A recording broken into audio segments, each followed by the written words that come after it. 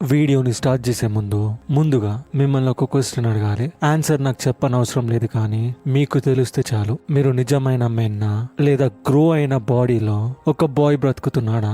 Real man అవ్వటానికి age తోటి అవసరం లేదు, ఫిజికల్ స్ట్రెంగ్త్ తోటి సొసైటీ నిన్ను ఎలా పిలుస్తుందని కూడా నీకు అవసరం లేదు. అదేమి అపియరెన్స్ కాదు, డామినెన్స్ కాదు, ఎదుటి వాళ్ళ ముంగడ కాన్ఫిడెంట్ గా యాక్టింగ్ చేయడం కూడా కాదు. నిజమైన స్ట్రెంగ్త్ అనేది ఇంటర్నల్ గా ఉంటుంది. అది ఎందులో బ్రతుకుతుందంటే నీ మైండ్ సెట్ లో, డిసిప్లిన్ లో, ఫెయిల్యూర్ లో, రిజెక్షన్ లో, ఇంకా ముఖ్యంగా ఎవ్వరు కూడా నిన్ను చూడనప్పుడు నువ్వు ఎలా బిహేవ్ చేస్తున్నావు దాని మీద డిపెండ్ అయి ఉంటుంది. నిజమేందంటే చాలా మంది అబ్బాయిలు గ్రో అవుతారు, కానీ కొంతమంది మాత్రమే నిజంగా గ్రో అవుతారు. వాళ్ళు ఎక్స్క్యూజ్ చేస్తూ ఉంటారు, ఎమోషనల్లీ ఉంటారు, ఒక రెస్పాన్సిబిలిటీని అవాయిడ్ చేస్తారు. ఇంకా వాళ్ళు నమ్మేది ఏంటంటే వాళ్ళు అబ్బాయి అనే, కానీ నమ్మకం అనేది రియాలిటీని క్రియేట్ చేయదు. అందుకనే ఈ వీడియో మనం ఎక్స్ప్లోర్ చేసేది 5 పవర్ఫుల్ క్వాలిటీస్ ని, 5 చాప్టర్స్ అనుకోండి మన లైఫ్ లో మనని ట్రాన్స్ఫార్మ్ చేయడానికి. ఎందుకంటే ఇప్పుడు కాకపోయినా నీకు సర్టన్ టైం వచ్చినప్పుడు నువ్వు చూపించుకోవాలి. ఇక్కడేమి మోటివేషనల్ స్లోగన్స్ ఉండవు, మంచి మాటలు కూడా ఉండవు, కష్టమైన నిజమే ఉంటుంది. నీ మెచ్యూరిటీ, నీ మెంటల్ టఫ్నెస్, లైఫ్ ని హానెస్ట్ గా ఫేస్ చేయడం గురించే. మన ఇండియా గురించి మాక్సిమం అందరికీ తెలిసి ఉంటుంది. ఒక్కసారి ఆర్మీలోకి ఎంటర్ అయిన తర్వాత బయటకు వచ్చే ప్రతి ఒక్కరిని నువ్వు మెన్ కేటగిరీలోనే చూస్తావు, ఒక్కరిని కూడా బాయ్ కేటగిరీలో చూడవు. ఎందుకంటే వాళ్ళు టఫ్ డిసిషన్స్ ని తీసుకుంటారు. మనలాగా కాదు, బాయ్ లైఫ్ ని మెన్ లైఫ్ లాగా బ్రతికి చూపిస్తారు. ఈ క్వాలిటీస్ అందరి లోపల ఉంటాయి. స్ట్రెంగ్త్ ని అందరు రికగ్నైజ్ చేయాలి. ఒకవేళ దాన్ని రికగ్నైజ్ చేయకపోతే ఆ గ్యాప్ ని చూపించేదే ఈ వీడియో. ఎవరి గ్రేటెస్ట్ మెన్ స్టోరీని మీరు విన్నా గానీ వాళ్ళు కంఫర్ట్ నుంచి వచ్చి ఉంటారు. వాళ్ళ రియాలిటీ ఖచ్చితంగా బాధ పెట్టే ఉంటుంది. మీరు ట్రూగా మైండ్ సెట్ డిఫరెన్స్ ని, బాయ్ కి మెన్ కి తేడా ఏంటిది తెలుసుకోవడానికి ఈ వీడియోని చూడండి. చాప్టర్ వైజ్ అన్నాను కదా, అందులో మొదటి chapter leave as if your father were dead. అవును, మీరు విన్నది కరెక్టే. నేను ఇంతకు ముందుకు వీడియోలో కూడా ఈ విషయం మీకు చెప్పాను. అర్థం ఏంటంటే మీ నాన్న ఈ ప్రపంచంలో లేడు అన్నట్టే నువ్వు బ్రతకాలి. ఇది మీరు విననీకి చాలా స్ట్రేంజ్ గా ఉంటుంది, మీకు కోపం కూడా వస్తుంది, కానీ మీరు ప్రాక్టికల్ గా ఆలోచించండి.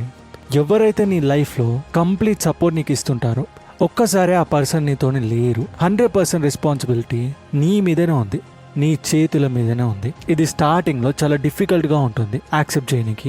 ఈవెన్ అమెరికన్ ఆథర్ డేవిడ్ డైకా మ్యాన్ మస్కులారిటీని పెంచడంలో తెలిసిన వ్యక్తి. అతను చెప్పేది ఏంటంటే యాజ్ ఎ మ్యాన్ మీ నాన్న లేనట్టే నువ్వు బ్రతకాలి అని. ఎందుకంటే ఈ మైండ్ సెట్టే బాయ్ నుంచి మెన్ కి ట్రాన్స్ఫర్ చేస్తుందని చెప్తాడు. మన చైల్డ్హుడ్ నుంచి ఇప్పటి వరకు కూడా మనం ఏ డిసిజన్ తీసుకున్నా గానీ మీ నాన్నగారి హ్యాండ్ అందులో ఏదో ఒక విధంగా ఉంటుంది. కానీ రియాలిటీలో ఆ బాయ్ ఎప్పుడైతే పెరుగుతాడో అతని రెస్పాన్సిబిలిటీని అతనే తీసుకోవాలి. ఇక ఎప్పుడైతే అతను చేస్తాడో అతని ఫాదర్ కూడా దాన్ని చూసి సంతోషపడతాడు. దాని అర్థం ఏంటంటే ఇప్పటి నుంచే ఏదేం జరిగినా నీతోటి, రైట్ అయినా రాంగ్ అయినా, నువ్వే దానికి 100% రెస్పాన్సిబుల్. వినండి, ఇక్కడ నా మీనింగ్ ఏంటంటే మీ ఫాదర్ రాంగ్ డిసిషన్స్ తీసుకున్నాడని కాదు, లేదా అతన్ని కోసం తక్కువ చేసినని కూడా కాదు. అతను ఎంత చేయాలో అంత చేసి నీకు ఇచ్చాడు. కానీ ఇప్పుడు ఒక మ్యాన్ లాగా నీ చేతుల మీదరే ఇంకా ఏమి జరగాలి, ఏం లేదు, రెస్పాన్సిబిలిటీని నువ్వు తీసుకోవాలి. ఓకే, ఇది అందరి మీద వర్తించదు, కానీ ఒకసారి ఆలోచించండి. మీ ఫాదర్ నీ కోసం అన్ని రెస్పాన్సిబిలిటీస్ తీసుకున్నాడు. నీ టైం ఎప్పుడు వచ్చిందో నువ్వు కూడా వాటిని ఫుల్ఫిల్ చేసావు, నీ ఫ్యామిలీలో, నీ వైఫ్ కి, నీ పిల్లలకి కూడా. కానీ కొందరు ఉంటారు వాళ్ళ ఫ్యామిలీలో వాళ్ళ ఫాదర్ మీద చాలా డిపెండ్ అయి ఉంటారు. వాళ్ళకి ఎప్పుడైతే రియల్ వరల్డ్ లోకి స్టెప్ చేస్తా అనుకుంటారో ఇక వాళ్ళు వీక్ మీల్స్ లాగా కనిపిస్తారు, డిపెండ్ అయ్యే ఉంటారు. 30 సంవత్సరాలు వచ్చినా గానీ వాళ్ళు రియల్ మ్యాన్ లాగా అస్సలు కారు. ఇక్కడ రియల్ మ్యాన్ ఇంకా బాయ్ అంటే డిఫరెన్స్ ఏంది?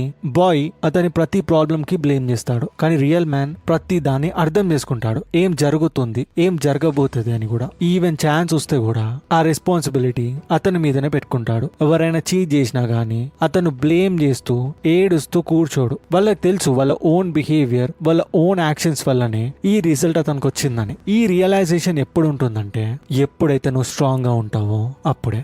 ఇండిపెండెంట్ మ్యాన్ పుట్టేది ఒక బాయ్ నుంచే. ఇక్కడ క్రూషియల్ గా మ్యాటర్ ఏంటంటే రెస్పాన్సిబిలిటీ ఎవరు తీసుకుంటారో వాళ్ళని మెన్ కేటగిరీలో పెడతాం, బాధపడుతూ ఏడుస్తూ ఉండే వాళ్ళని బాయ్ కేటగిరీలో పెడతాం. సింపుల్. అది నీ హ్యాండ్స్ లోకి నువ్వు రెస్పాన్సిబిలిటీ ఖచ్చితంగా తీసుకోవాలి. నువ్వు ఇప్పటి నుంచి స్టార్ట్ చేస్తేనే నీకు 30-40 సంవత్సరాలు వచ్చే వరకు నువ్వు ఒక పర్ఫెక్ట్ డాడ్ లాగా ఉంటావు. అప్పుడు నీ పిల్లలకి కూడా నువ్వు రెస్పాన్సిబిలిటీని నేర్పిస్తావు, నువ్వు లేకున్నా గానీ ఎలా బ్రతకాలని. ఇప్పుడు 2వ చాప్టర్ లోకి వస్తే నో హౌ టు సఫర్ అది కూడా సైలెన్స్ లో. ఎందుకు ప్రతి మేల్ దీన్ని తెలుసుకోవాలి లైఫ్ లో సఫర్ అవ్వడం గురించి, ఇంకా అది కూడా సైలెన్స్ లో.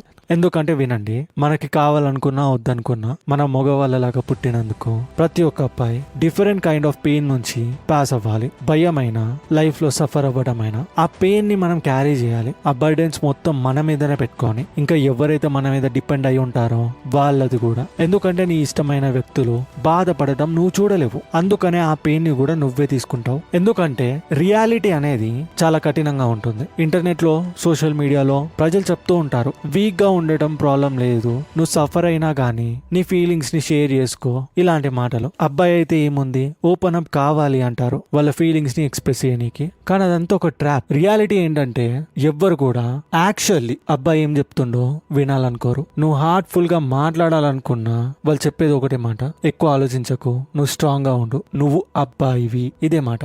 ఏడవటము, సింపతి కోరటము, ఒక జాలి ప్రజల్ని మీద పెట్టాలంటే అవన్నీ ఎక్స్పెక్టేషన్సే. ఈ లగ్జరీ మొత్తం ఉమెన్ కే ఉంటుంది, ఇంకా పిల్లలకే ఉంటుంది. ఈవెన్ మీరు ఏ మూవీలో చూసినా లేదా రియాలిటీలో చూసినా ఏదైనా ఎమర్జెన్సీ సిచ్యువేషన్ వస్తే ఫస్ట్ పిల్లల్ని, అమ్మాయిలని సేవ్ చేయమని చెప్తారు. కానీ అబ్బాయి మీద కైండ్నెస్ ఉండదు. అక్కడ కైండ్నెస్ గురించి కాదులే కానీ అబ్బాయి తప్పించుకోగలుగుతాడు, వారియర్ లాగా డిఫెండ్ చేయగలుగుతాడు. ప్రతి ఒక్కరి మైండ్ లో కూడా ఇదే ఉంటుంది. లైఫ్ ని లూజ్ అయినా పర్లేదు కానీ ఒక మ్యాన్ లాగా లూజ్ కావాలి. ఇక్కడ తట్టుకోలేని నిజం ఏంటంటే ఒక మ్యాన్ డౌన్ ఫాల్ వస్తే ఇంకొక మ్యాన్ అతనికి రెస్పెక్ట్ ఇయ్యరు, ఇంకా ఉమెన్ కూడా వాళ్ళ మీద అట్రాక్షన్ ని కూలిపోతారు. ఇలాంటి ఎగ్జాంపుల్స్ చాలా ఉన్నాయి. ఇప్పుడు ఇవన్నీ మ్యాటర్ కాదు. మెన్ షుడ్ నెవర్ క్రై, అసలు ఏడవద్దు. ఎండ్లో చూడండి, మనం అందరం హ్యూమన్స్. కొన్ని మూమెంట్స్ లో జెన్యున్ గా మనం ఏడవగలుగుతాం న్యాచురల్లీ కూడా, కానీ దాన్ని ప్రైవేట్ గా పెట్టండి. క్లోజెస్ట్ ఫ్రెండ్ ముంగడ కూడా రివీల్ చేయొద్దు. అదొక ఫీలింగ్ మాత్రమే. ఆ ఏడుపు అనేది నీ ప్రాబ్లమ్ ని సాల్వ్ చేయదు. ఇంకా ముఖ్యంగా అదొక సైన్ నువ్వు కేపబుల్ ఉన్నావా ఈ ప్రాబ్లమ్ ని హ్యాండిల్ చేయనీకి లేదా అనే విషయాలు కూడా నీకు అర్థమైపోతాయి. అందుకనే ఒక మ్యాన్ కి తెలవాలి వాళ్ళ పెయిన్ ని, వాళ్ళ సఫరింగ్ ని ఎట్లా బేర్ చేయాలని, దాని వెపన్ లాగా కూడా ఎలా మార్చాలని. ఎప్పుడైతే ప్రెషర్ వస్తుందో ఒక బాయ్ పడిపోతాడు, కానీ ఒక మ్యాన్ వాళ్ళ లోపల ఒక వారియర్ ని కూడా లేపుతాడు. ఈ విషయం అయితే మీరు గుర్తుపెట్టుకోండి. డైమండ్స్ ఫామ్ అయ్యేది ఇంటెన్స్ ప్రెషర్ లోనే. ఈ పెయిన్ బిల్డ్ చేసేది స్ట్రాంగ్ మ్యాన్ క్యారెక్టర్ ని. మూడవది, always be ready for a fight.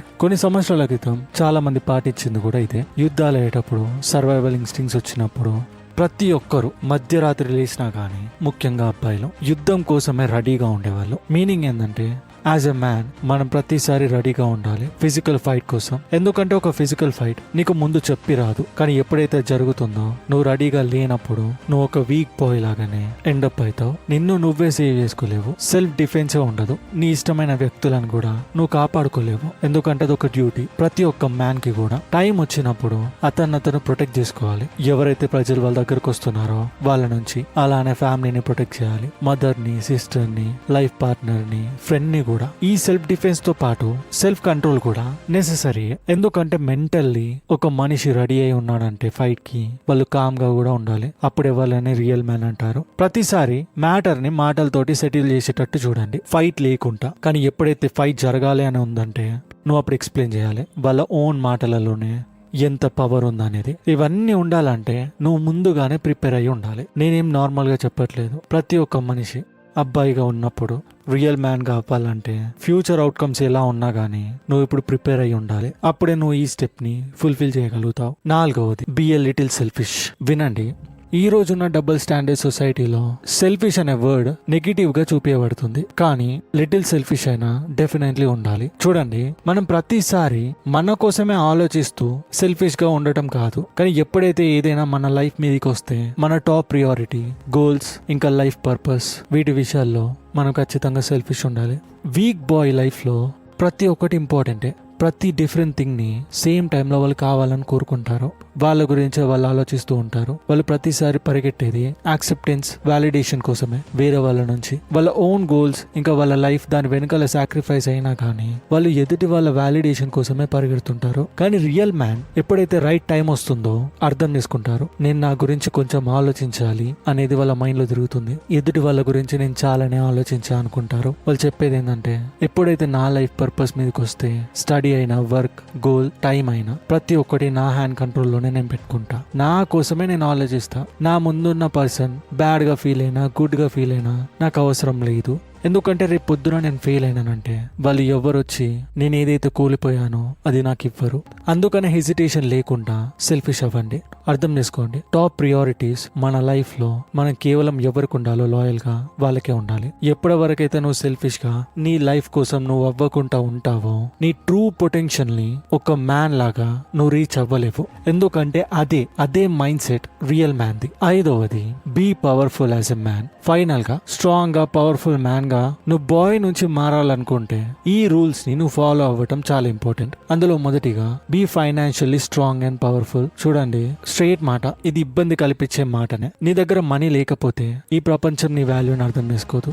Financial గా స్ట్రాంగ్ ఉంటే నీ లైఫ్ డిసిషన్స్ ని నువ్వు తీసుకుంటావు నీ సొంతంగా. నీకు ఎవ్వరి పర్మిషన్స్ కూడా అవసరం లేదు. నేను చెప్పాను కదా బాయ్ కి అప్రూవల్స్ ఉండాలని. కేవలం ఫైనాన్షియల్ మ్యాన్ కి ఒక ఫ్రీడమ్ ని పెట్టుకునే ఛాన్స్ ఉంటుంది. వాళ్ళ లైఫ్ మీద వాళ్ళకి కంప్లీట్ కంట్రోల్ ఉంటుంది. ఎదుటి వాళ్ళ హ్యాండ్ కూడా దాని మీద పెట్టనియరు. 2వది, stay away from things that make you weak. నిన్ను ఏదైతే వీక్ గా చేస్తుందో దాని నుంచి నువ్వు ఖచ్చితంగా దూరం ఉండాలి. ఆల్కహాల్ కి అడిక్ట్ అవ్వడమైనా, డ్రగ్స్, గ్యాంబ్లింగ్, పాన్ కి, వీడియో గేమ్స్, ఈ అన్నెసెసరీ డిస్ట్రాక్షన్స్ అన్ని నీ మైండ్ ని అడిక్ట్ చేసేలాగా చేస్తుంది. బాడీలో ఒక విల్ పవర్ ఉండదు. నువ్వు కంప్లీట్ గా వీక్ గా కనిపిస్తావు. ఈ విషయాల వల్ల నువ్వు బాయ్ నుంచి మెన్ లాగా అస్సలు మారలేవు. 3వది, stay away from the wrong woman. ఒక బాయ్ కి అస్సలు తెలియదు రాంగ్ ఉమెన్ ఫోకస్ ని డిస్ట్రాయ్ ఎలా చేస్తుంది అనేది. ఎనర్జీని, ప్రశాంతతని, ఒక లైఫ్ ని డిస్ట్రాయ్ చేస్తారు. కానీ ఒక real man high value women నే చూస్తాడు. ఎవరితో అయితే వాళ్ళ ఫ్యూచర్ బ్రైట్ గా ఉంటుంది, వాళ్ళ టైం, మనీ, ఎనర్జీ ప్రతిది కూడా వేస్ట్ కాకుండా ఉంటుందో వాళ్ళని చూస్ చేసుకుంటారు. ఒక బాయ్ కేవలం ఫిజికల్ అటెన్షన్ లోనే స్టక్ అయి ఉంటాడు. కానీ ఒక రియల్ మ్యాన్ ప్రియారిటీస్ మీద అటెన్షన్ పెడతాడు.